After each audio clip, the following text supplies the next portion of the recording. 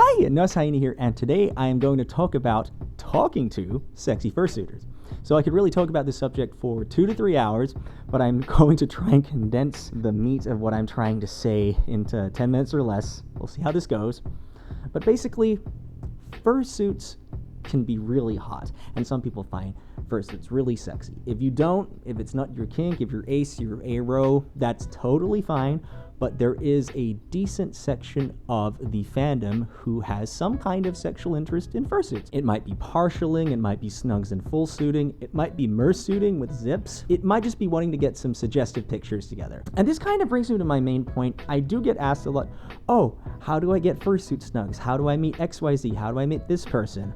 I think it's very important to remember, if you are new to this fandom, if you're new to the community, and especially getting of the age where you can participate in the AD side of things, so absolute legal minimum 18, it is very important to remember that, yes, fursuits can be really hot, they're really attractive. It's like being in a candy store, except the candy is eye candy, and there's all of these attractive looking anther critters around. It's important to remember that there's a person underneath, and that seems really, really obvious, but I think some people forget. And this video is geared at a very specific audience, people that might be like myself when I was new to furry, people who might get a little tunnel vision with fursuits because they are so attractive, okay?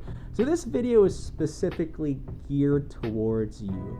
You might have a little bit of a sexual interest in fursuits, a little bit of a curiosity. You might just really like them, right? But if you are going to approach a fursuiter in real life, especially if there's been no contact beforehand, you just kind of have to go in with zero expectations, because literally most of the time nothing will happen. Like, you can go take a picture with your fursuit crush, but if they don't know you and there's not like common points of interest or enough to break the ice, sometimes all you can do is get a picture with that fursuit crush. I get it, it's great to be excited that you're going to conventions and you're seeing furries, but for the most part, really, you have to consider that there's a person underneath the suit, and that seems really, really obvious, but I think some people forget.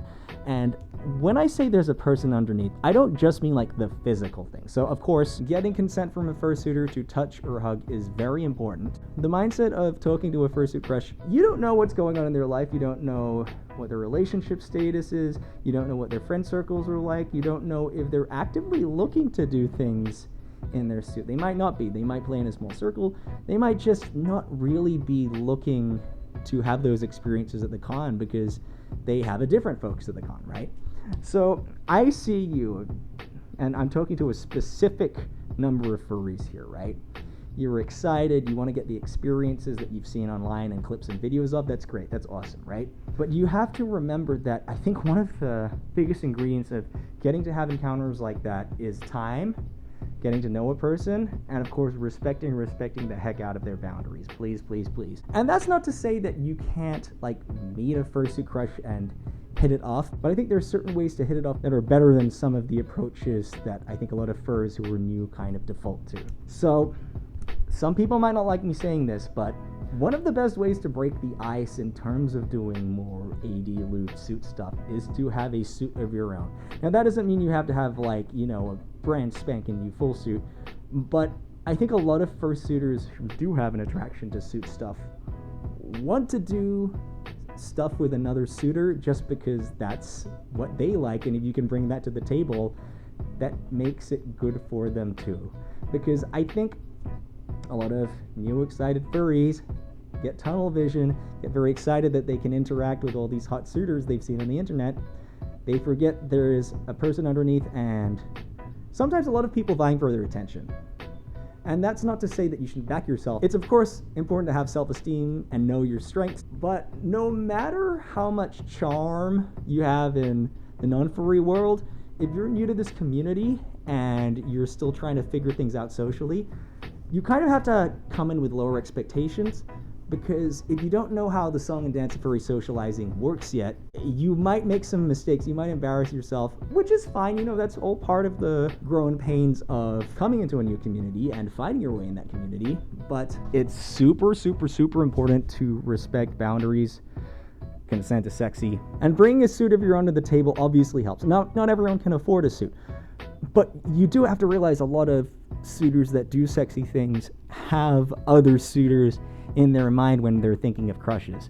So if you don't have a suit, then you have to think of, what can I bring to this situation? Would they be interested in me? Do you think I'd be their type, right? And there's no real delicate way to do it except ask, but generally you don't ask straight away. Like if you see a hot fursuiter, it's like, hey, you want a yiff? Like, you don't do that. Like, you want to have a conversation. You want to get to know people. Yes, some people will be down, but like for the most part, people want to get to know you so they can trust you, because of course, yes, you're new, it's exciting, it's this really cool, stimulating, attractive experience seeing all these fursuits, but they don't know what you're like. They don't know how you are around your non-furry friends. So I think going in with lowered expectations and going with the flow a little bit will help you when you do see those signs of a lot of enthusiasm for a fursuiter. Because I'm telling you, if you go around a con and you are talking to, suitors that a lot of people want to meet, sometimes all you will be able to get out of an interaction is a photo or just a hug and a picture, which is great, or a high five, that's awesome. But if you are looking to partake in sexy activities, let's say, it really is about what you bring to the table. If you have any mutual friends, there are all these factors that make someone more likely to be comfortable getting to know you or comfortable sharing their Telegram. So in terms of what you bring to the table, it's really about if you're their type. I hate to say it, but that's kind of what it's like. Now, there are a lot of people who don't have a specific type, but if you know this person is into, like, let's say twinks, and you're a twink, right? Maybe that's a way to break the ice. But a lot of the time, people, even if they are interested in you, will want a period of getting to know you online and offline before they are willing to do anything. And a lot of times people are only looking to do things with, like, close friends, because, that just kind of makes sense, you do those 80 activities with the people you trust the most. It makes a lot of intuitive sense. But I think my best tip, if you are looking to approach a con and have some fun activities of a lewd nature, you do want to try and break the ice with people before a con, because before a con, people are making plans. So, there are groups, Telegram groups, chats where people with a common interest, it might just be an NSFW group, or it might be that people are into rubber or whatever kink is common in these groups, right? And this is a much better environment than just the con floor of breaking the ice, because you can show however many dozens of people in this chat what you have to offer. So let's say you don't have a fursuit, but you have a certain nice anatomical features, and that could be anything, right? That might be the thing that gets someone attracted to you, because remember, if it isn't about friendship and it's more about, having some fun, and of course friendship can develop. I'm talking to very specific people. I'm sure you're attracted to a lot of fursuits, but you have to establish that they are attracted to you as well. So it's very intuitive. These group chats are a better way to break the ice. Creating a Twitter profile and following 80 accounts, if they follow you back, that's probably a sign of at least a little interest, that the door is not completely closed. But then you also have to see things like if they are open to meeting new people, and maybe they're not, but maybe they are too, and that can lead to some really cool experiences as well. So a lot of my lewd experiences have really just kind of been a result of getting to know people and just meeting friends through friends, and then occasionally just kind of shooting a shot. But I had a fursuit when I started, so you can show your fursuit crush your fursuit, and then if there seems to be interest in an attraction kind of way, that is a great starting point for breaking the ice and sliding into the DMs, etc., etc.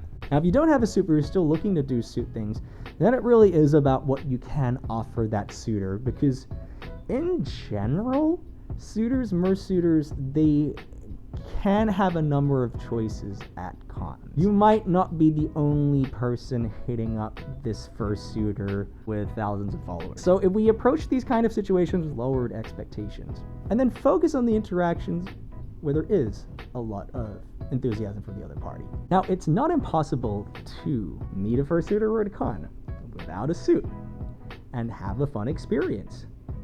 It's just not very common, given how furries tend to socialize.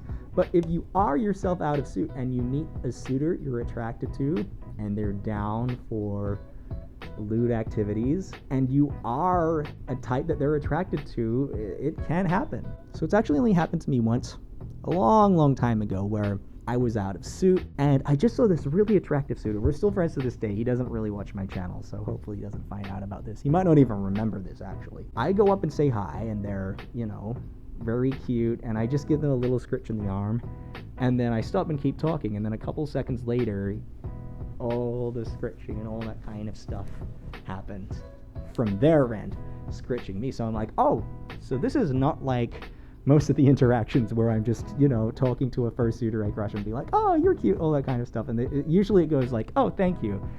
And then it'll kind of wrap up and there'll be sort of like a, oh, like, would you like a photo, all that kind of stuff, you know.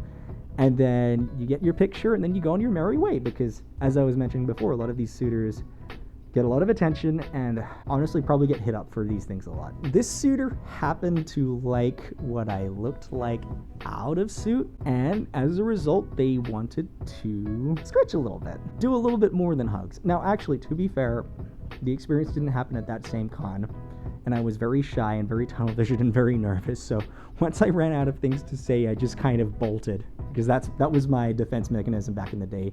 It's like I would see my fursuit crush, and if I didn't have anything to say, I'd just run away. And I have made fun of that in songs, but that really is how I responded to like snuggly, flirty situations. That is how I responded to seeing my fursuit crush. There'd just be a sense of like panic and running away when I didn't know what to say. But this interaction went very well, and I asked my friend constantly after like what that suitor is called. I eventually was able to find their Twitter, and we exchanged messages back and forth, and then it led to something fun at another con.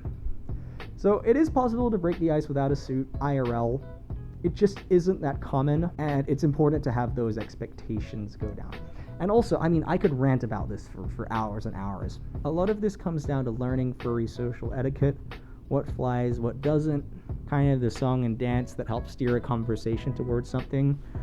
Well, one of the things that I should share is, we're still friends, I want to clarify that, but I definitely messaged this person way too much back in the day, and they actually had to message me back because I was hitting them up like 2-3 times a day asking, how was your lunch? How was your dinner? How was it? You know what I mean? And we didn't have like a ton in common. We have some things in common, but not like tons and tons and tons of overlap. So they actually had to tell me I was messaging them too much, right? Because I was so excited that I had this, you know, sexy fursuiter in my Telegram inbox that I forgot that this person might not appreciate being messaged all the time.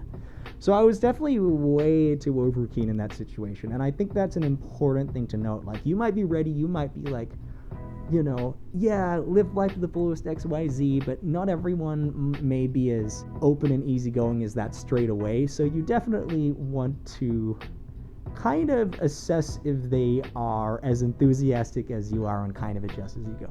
So anyways, this is just like the first part of a little rant how to hiya about talking to fursuit crushes. I am sure there'll be more content, but I may just post this as a little chill end of your video, splice some footage together, and I think it'll be a fun little way to end the year. So thank you so much for watching. My name is Noah's Hyena, and shout out to my super secret patrons. I will catch you next time. Yay!